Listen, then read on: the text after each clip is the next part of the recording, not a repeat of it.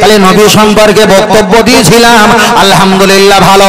এবার চলে নবী সম্পর্কে আর একটা কথা বলি। ওরা ফতোয়া দিয়েছে হাত তুলে মোনাজাত করা কোনো হাদিসে নেই। ওরা বলেছেন হাত তুলে মোনাজাত করা কোনো সহিহ হাদিসে নেই। আমি আপনার কাছে চাইলে অনেক কটা প্রমাণ দিতে পারবো, তবু আমি আপনার কাছে হালকা করে একটা কথা বলি। মসজিদে নববীতে আবু বকর, ওমর, ওসমান, আলী, তালহা, জুবাইর, আব্দুর রহমান বিন আউফ, সাদ বিন আবু ওয়াক্কাস, আবু উবাইদা বিন সাইদ, আবু উবাইদা বিন সাররাহ, অনেক সাহাবারা মসজিদে নববীতে বসে আছেন।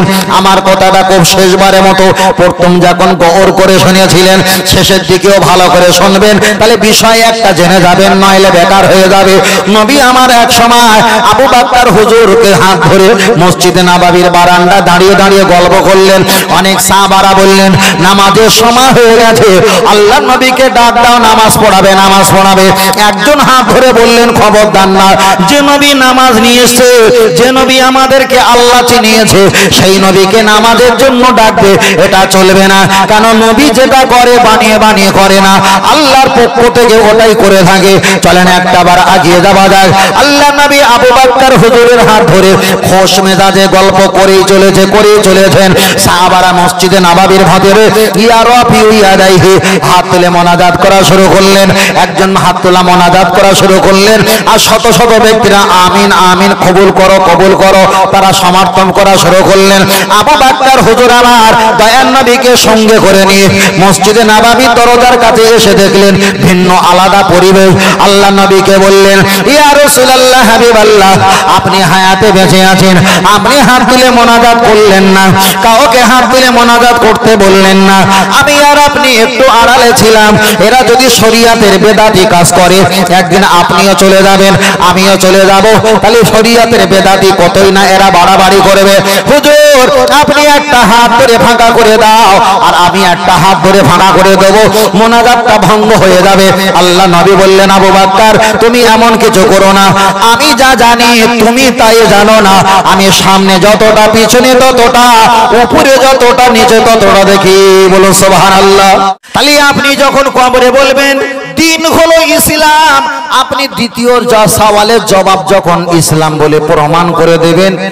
এবার বলেন আমার দাদু ভাই, আল্লাহ আপনাকে জান্নাত দেবে না দেবে না? দেবে।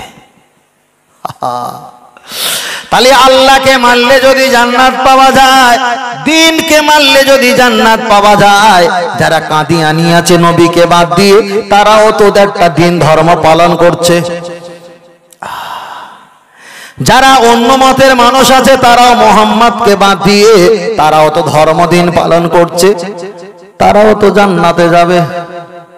আরে না না, 15 দিন 1 মাস আগে পরীক্ষা হয়ে গেল, মাধ্যমিক উচ্চ মাধ্যমিক। প্রথম পরীক্ষা যখন হয় টেস্ট পরীক্ষা না ফাইনাল পরীক্ষা? টেস্ট পরীক্ষা। টেস্ট পরীক্ষা প্রথমে হয় আদরে বাদরে ছাগল ভেড়া কুত্তা মাথা মোটা বাপের বেটা হতভাগা প্রত্যেকে যদি লেখে ওটা পাস করুক ফেল করুক, টেস্ট পরীক্ষায় কোনো যায় আসে না না। কিন্তু প্রথমে জিজ্ঞাসা করেছেন মান রব্বুকা, তোমার রবকে?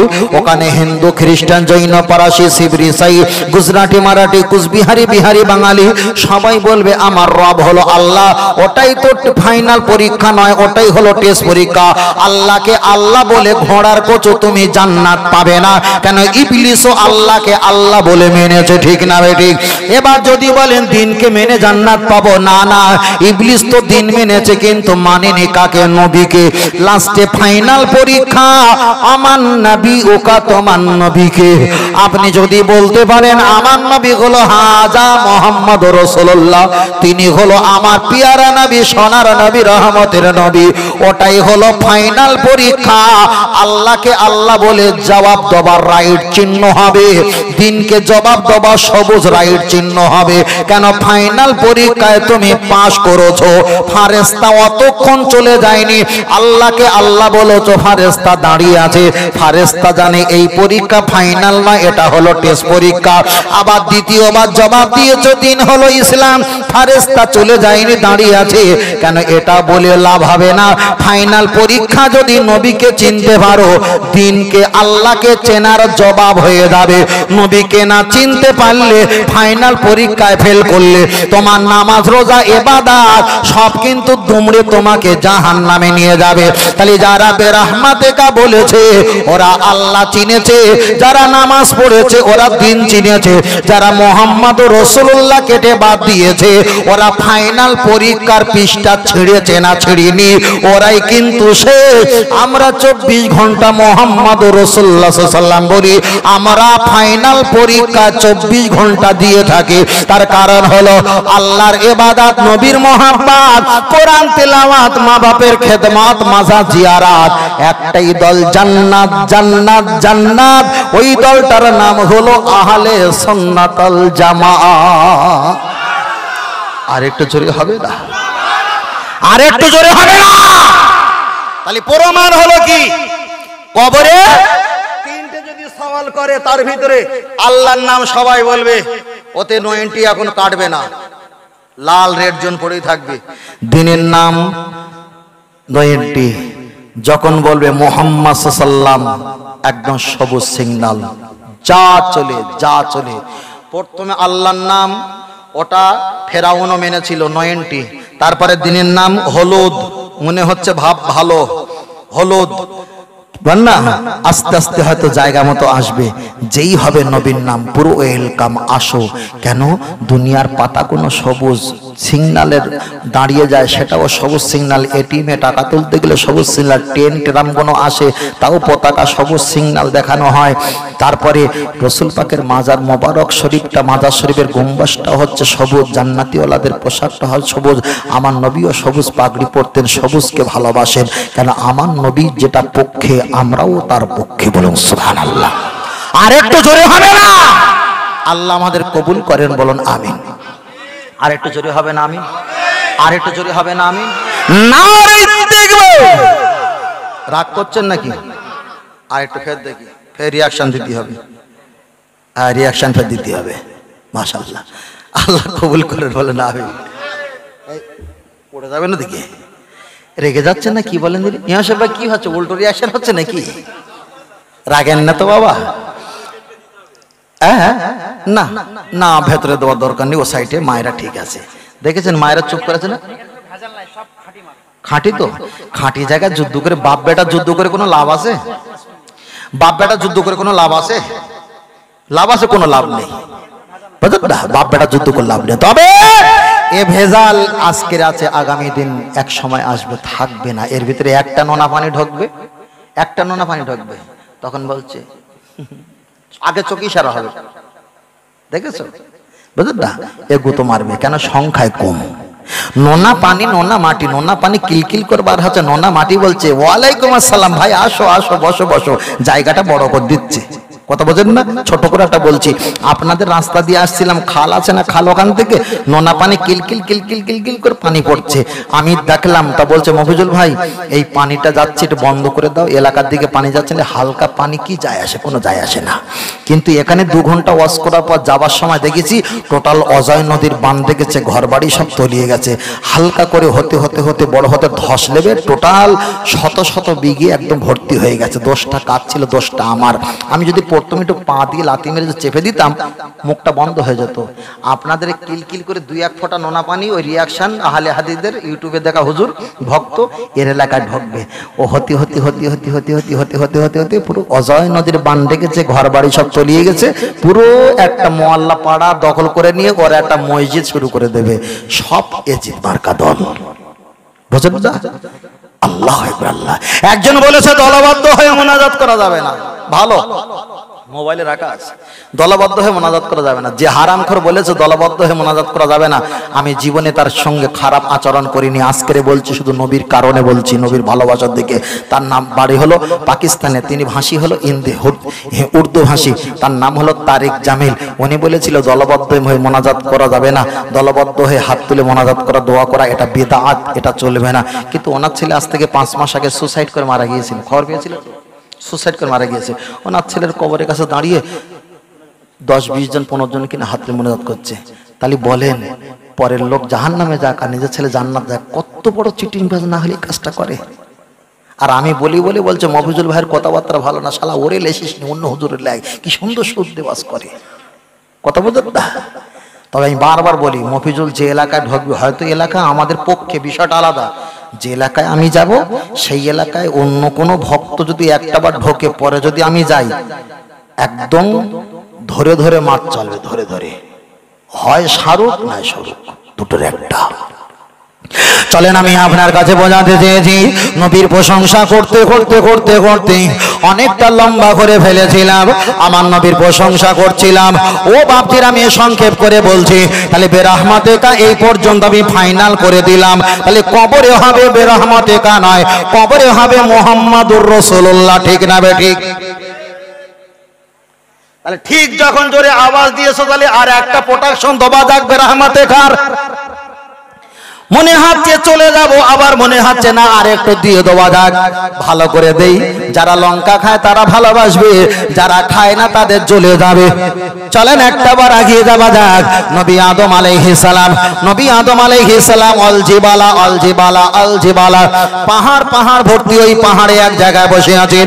জঙ্গলে কিছু হরিণ এসে জিজ্ঞাসা করলো, মা হাজা, ও নবী আদম ওটা কি? বলল ওটা আমার দেখা যায় সাথী সঙ্গী, আমি এখানে চুপ করে বসে আছি। কাইফা হালুকা, কি খবর? আলহামদুলিল্লাহ, হালা তাইয়িবুন শুকরান, আল্লাহ শুকরিয়া। নবী আদমকে জিজ্ঞাসা করলেন, আপনার চোখে কেন পানি? খুব ভালো করে শুনবে, এবার ওটা ফাইনাল হয়ে জাহান ভরিনি, আর একটা ভাইটিয়াল ফাইনাল দেওয়া যাক। নবী আদমকে জিজ্ঞাসা করলেন, আপনার চোখে কেন পানি, আপনি কেন কন্দন করেন? নবী আদম আলাইহিস সালাম বললেন, আমি আল্লাহর ভয়তে, আল্লাহর ডরে, গজবের ভয়তে চোখ থেকে পানি ছেড়ে দিয়ে কান্নাকাটি করি। নবীর কান্না দেখে জঙ্গলে হরিণগুলো তারা কান্না শুরু করলেন। নবীর কান্না দেখে জঙ্গলে প্রাণী নবীর কাছে তারা দীর্ঘক্ষণ ধরে বসে থাকলেন, তারা মহব্বতে সম্পর্কে জড়িয়ে গেল। নবী আদম আলাইহিস সালাম কিছু খেলেন না, জঙ্গলে প্রাণীগুলো তারাও কিছু খেলেন না। খুব গভীর মনোভাব, মহব্বতের অন্তর্নিহিত খেয়াল করে শোনেন কোন জায়গায় পৌঁছে যায়। নবী আদম আলাইহিস সালামের মহব্বত করলেন।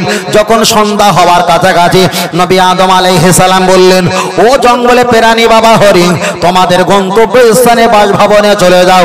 ওদেরকে বাড়ি যেতে বলল, ওরা চলে যাচ্ছিল। নবী আদম আলাইহিস সালাম ওদেরকে ডেকে বললেন, একটা বার আসো, এখানে জান্নাতি লাকড়ি পাতা মারিয়াম ফুল আছে, এইগুলো তোমরা একটা বার খাওয়া শুরু করো। ওদেরকে খাবিয়ে দিয়ে ওদেরকে দিয়েছেন। ওরা চিবাতে চিবাতে জঙ্গলে প্রবেশ করতে যাবে। তাফসীর কারকেরা ব্যাখ্যা করে বললেন, ওদের জবান দিয়ে এত খুশবু জারি হয়, ওদের বদন চেহারা গুলো নূরে ঝিকিমিকি করে। দোনো আরজুলাকুম, দুই পায়ের মাঝখানে মৃগ নাভি কস্তুরী আল্লাহ দান করেছেন। জোরে বলেন সুবহানাল্লাহ। দ্বিতীয় দল হরিণ ওদের জাত ভাই দেখে বললেন, মা হাজা, ও বাবা বলো ওটা কি, ওটা কি? বললে এটা হলো আল্লাহ পাকের নিয়ামত। নবী আদম কাঁদছিল তাই আমরা কেঁদেছিলাম, তিনি বসেছিল তাই আমরা বসেছিলাম, টানার কান্না টানার দুঃখের আমরা ভাগ নিয়েছিলাম। কিন্তু চলে আসার সময় লাকড়ি পাতা মারিয়াম ফুল দিয়েছে, আমরা খেয়েছি, আল্লাহ নিয়ামতি দান করেছে। এরা বলে আমাদেরকে লোকেশন ঠিকানা দাও, এদেরকে লোকেশন ঠিকানা দিয়েছে, এরাও সেখানে গেছে। মজার বিষয় হলো একটা, গিয়ে বলছে নবী আদম আলাইহিস সালাম আমাদেরকে লাকড়ি পাতা মারিয়াম ফুল দাও, বলছেন নাও। ওদেরকে দিয়েছে, ওরাও চিবিয়ে খেয়েছে।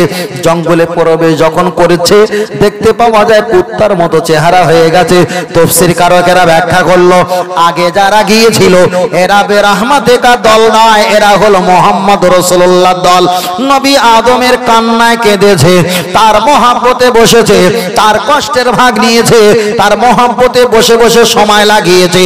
এরা মহব্বত করে চলে আসছিল, চাইনি চাইনি চাইনি, ওদের মহব্বত করার বিনিময়ে বিনা চাওয়ায় ওদেরকে দিয়েছে, আল্লাহ নিয়ামতি গণদান করেছে। দ্বিতীয় দল যারা গিয়েছিল এরা নবীর কান্নার সঙ্গে কাঁদেনি, নবীর মহব্বতে এরা 2 মিনিট বসেনি, মাল নেওয়ার জন্য এরা ছুটে গেছে। ওদেরকেও তদ্রূপ দিয়েছে, কিন্তু খাবার বিনিময়ে ওদের ভিন্ন চেহারাটা একেবারে কুত্তার বেনা হয়ে গেছে। যারা বেরহমাতে কা পড়ে, আল্লাহ মাল দাও, আল্লাহ মাল দাও, আল্লাহ বরকত দাও, আল্লাহ রহমত দাও, এরা শুধু মাল, রহমত, জান্নাত লবার আশায় এরা এরা ইবাদত করছে আর আমরা মুহাম্মদ রাসূলুল্লাহ সাল্লাল্লাহু আলাইহি ওয়াসাল্লাম বলি আমরা নবীর মহব্বত দেখানোর জন্য করি। আমরা যদি চাইতে ভুলে যাই নবীর মহব্বত করার কারণে আমার আল্লাহ ডেকে দিতে ভুলবে না। আর একটু জোরে হবে না? আর একটু জোরে হবে না? তাহলে আমরা নবীর পক্ষে না বিপক্ষে? আল্লাহু আকবার। শুধু বেরহমাতের কলেমা শরীফ নিয়ে কতটা লাইন চলেছে, আরো লাইন, কত লাইন যাবে শেষ নেই ভাই। আমার অত মাথায় এখন আসতেছে না, বুঝলেন না? ওই জন্য এতটুকু বলতে চাইবো আমরা, যেখানে আমার নবী সেখানে আমার আল্লাহর রহমত। কথা ঠিক না বেঠিক? বারবার একটা কথা খেয়াল রাখবেন, তোমার ডাক না শুনে কেউ না আসে তবে একলা চলবে। খবরদার ওই জোড়াতালিতে চলবে না। ও হড়কে যাবা, তুমিও যাবা। ফের বলছি, আল্লাহকে আর নবীকে হাসিল করার জন্য কোন আলেমের কাছে গেলে আল্লাহ নবী হাসিল হয় না, কোন মুফতি সাহেবের কাছে গেলে আল্লাহ আর নবীকে হাসিল করে পাওয়া যায় না, কোন বক্তা ইমাম ওয়াইজিন তাদের কাছে গেলে আল্লাহ আর নবী হাসিল করে পাওয়া যায় না। যারা আল্লাহ আর নবী হাসিল করে পেয়েছে তাদের কাছে গেলে আল্লাহ আর নবী পাওয়া সম্ভব। জোরে বলে। তার ভিতরে একটা কথা বলি, যারা বিশ্বাস করে না তাদেরকে দলিল দিয়ে বলতে হবে। তো চারটি ইমাম, ইমাম শাফিঈ, মালিকি, হাম্বলি, ইমাম আজম আবু হানিফা রাহমাতুল্লাহ আলাইহি। ইমাম আহমদ বিন হাম্বল, এনার নামটা আমরা খুব কমে শুনে থাকি। ইমাম আহমদ বিন হাম্বল রাহমাতুল্লাহ আলাইহি, উনি তখনকার জামানায় ইমাম মানে খুব সহজ জিনিস না, বিরাট ব্যাপার, বিরাট ব্যাপার। চারটি ইমামের ভিতরে উনি অংশগ্রহণ করেছেন মানে বিরাট যোগ্য, স্বীকার করতে হবে। ওনার ছাত্র হাজার হাজার। এই জায়গাটা শোনেন, ব্যাপারটা বুঝতে পারবে। একদিন মাদ্রাসা থেকে চটাপত্র গুছিয়ে সব কিছু গুছিয়ে রাতের অন্ধকারে বিশরে হাফি রাহমাতুল্লাহ আলাইহির দরবারে পালিয়েছে। ছাত্ররা সকালবেলা ফজরে উঠে দেখে হুজুর নেই। খোঁজ 3-4 দিন হয়ে গেল, হুজুরকে পাতা ঠিকানা খুঁজে পাওয়া যায় না। অবশেষে খুঁজে পেয়েছেন বিশরে হাফি রহমাতুল্লাহ আলাইহির দরবার। কে? ইমাম আহমদ বিন হাম্বল রহমাতুল্লাহ আলাইহি। ছাত্ররা গিয়ে বলছে, হুজুর আপনাকে খুঁজে খুঁজে পাইনি, আপনি এমন জায়গায় এসেছেন বিশরে হাফির দরবারে, আপনারও মান সম্মান মাটির সঙ্গে মিশে গেল। আর আমরা যে আপনার সন্ধানে এসেছি এনার দরবারে, আমাদেরও মান সম্মান মাটির সঙ্গে মিশে গেল। তখন বিশরে হাফি রহমাতুল্লাহ আলাইহি দরবার থেকে উনি এক কণ্ঠস্বরে আওয়াজ দিয়ে বলেছিলেন, বাবা তোমরা মুফতি হয়েছো, আমি মুফতি ছিলাম, আমার কাছ থেকে ফতোয়া নিয়েছো, ইজমা নিয়েছো, কিয়াস নিয়েছো, কোরআনের জ্ঞান নিয়েছো, হাদিসের জ্ঞান নিয়েছো, ফিকহ উসুলের জ্ঞান নিয়েছো, তোমরা শরীয়তের পর্যাপ্ত পরিমাণ জ্ঞান আমার কাছে পেয়েছো না পাওনি? বলছে পেয়েছি। তবে আমার কাছে কোরআন ছিল তাই এসেছো কোরআন দিয়েছে, আমার কাছে হাদিস ছিল এসেছো তাই হাদিস দিয়েছে, আমার কাছে শরিয়ত ছিল এসেছো শরিয়তের জ্ঞান দিয়েছি, কিন্তু আমি নবী আর আল্লাহ হাসিল করতে পারিনি, ওটাই আমার অভাব ছিল। তাই যিনি কোরআন কম আছে, হাদিস কম আছে, ফতোয়া কম আছে, কিন্তু তার কাছে আল্লাহ এবং নবী আছে, তাই রাতের অন্ধকারে তার দরবারে ছুটেছি আল্লাহ আর নবীর সঙ্গে পরিচয় করার জন্য। বলো সুবহানাল্লাহ। বারবার করে বলছে, যারা খুব লাভালাভি করছে মাইকে স্টেজে বসে বসে, ইউটিউবে বসে বসে, বোঝেন না, হাজার বাংলাদেশের খবর, হাজারের খবর, ওর খবর, সে খবর, কোরআন হাদিসের কোনো জ্ঞান নেই। লাইভে আমি অহংকার করে বলছি না, আল্লাহ মাফ করুন, প্রথম থেকে এই পর্যন্ত যে বক্তব্যগুলো ধরে ধরে ধরে ধরে বলেছি, এই রকম বক্তব্য আমাদের সমাজে খুব বেশি হয় না কম হয়? 40 বছর যদি আপনি বক্তব্য শোনেন, আল্লাহ আলাম, আল্লাহ শুকরিয়া, আমাদের সুন্নিয়াতের ওলামা এমন বক্তব্য তুলে ধরে সংখ্যায় খুব কম। অধিকাংশ করি কি আমরা একটু গজল বেশি পড়ি, অবশ্যই ভালো, তবে কি বলা যায়, ওই যে কি বলা যায়, মানে দুধটা বাদ দিয়ে বাতাসা শরবতটা বেশি খাচ্ছি। দুধের পানিও ভালো, বাতাসা শরবতও ভালো, তবে দুধটা বাদ দিয়ে বাতাসা শরবতটা বেশি খাচ্ছি। গজল দিয়ে ধর্ম প্রচার করা সম্ভব নয়। নবীর শান ও মর্যাদা দিয়ে কোরআন হাদিসের অনুকূলে বাতিলকে আটকে দেওয়া সম্ভব, ঠিক না ভাই? ঠিক। তবে ওটাও জায়েজ কেন, ইয়াকুলি হাসানিনা জীবান্নি আল্লাহুম্মা আইয়ুদ বিরহিল কুদুস, রাসূল বলেছে যারা আমার নামে শান আবৃত্তি নজম পাঠ করে আমার আল্লাহ তাদের প্রতি রহমত ছিটিয়ে দেয়। বলেন সুবহানাল্লাহ। চলেন, আমি আপনার কাছে বোঝাতে চেয়েছি, বলতে বলতে বিষয়টা অনেক লম্বা করে ফেলেছি, মনে হয় আমি আপনাদের কাছে আর বেশিক্ষণ থাকবো না।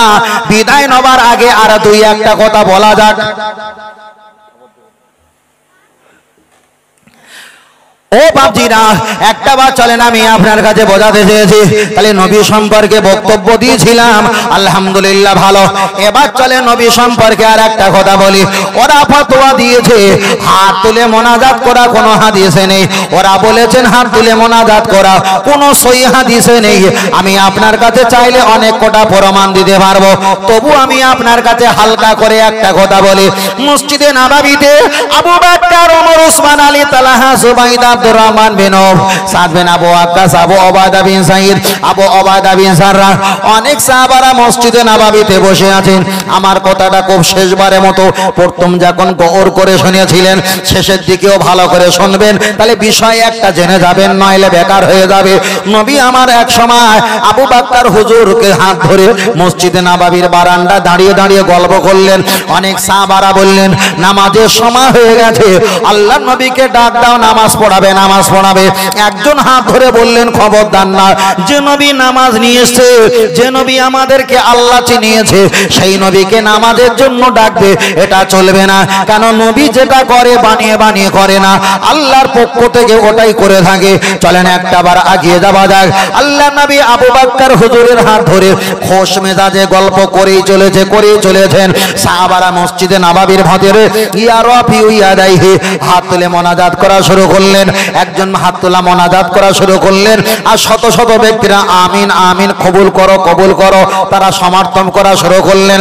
আবু বকর হুজুর আমার দয়ার নবীকে সঙ্গে করে নিয়ে মসজিদে নববীর দরজার কাছে এসে দেখলেন ভিন্ন আলাদা পরিবেশ। আল্লাহ নবীকে বললেন ইয়া রাসূলুল্লাহ, হাবিবাল্লাহ, আপনি হায়াতে বেঁচে আছেন, আপনি হাত তুলে মোনাজাত করলেন না, কাউকে হাত তুলে মোনাজাত করতে বললেন না। আমি আর আপনি একটু আড়ালে ছিলাম। এরা যদি শরীয়তের বেদাতি কাজ করে, একদিন আপনিও চলে যাবেন, আমিও চলে যাব, তাহলে শরীয়তের বেদাতি কতই না এরা বাড়াবাড়ি করবে। হুজুর আপনি একটা হাত ধরে ফাঁকা করে দাও, আর আমি একটা হাত ধরে ফাঁকা করে দেব, মোনাজাতটা ভঙ্গ হয়ে যাবে। আল্লাহ নবী বললেন আবু বকর, তুমি এমন কিছু করো না, আমি যা জানি তুমি তাই জানো না। আমি সামনে যতটা, পিছনে ততটা, উপরে যতটা, নিচে ততটা দেখি। বলুন সুবহানাল্লাহ। আল্লাহু আকবার। নারে রিসালাত, নারে রিসালাত, ইয়া রাসূলুল্লাহ, পিয়াডাঙ্গা দরবার শরীফ।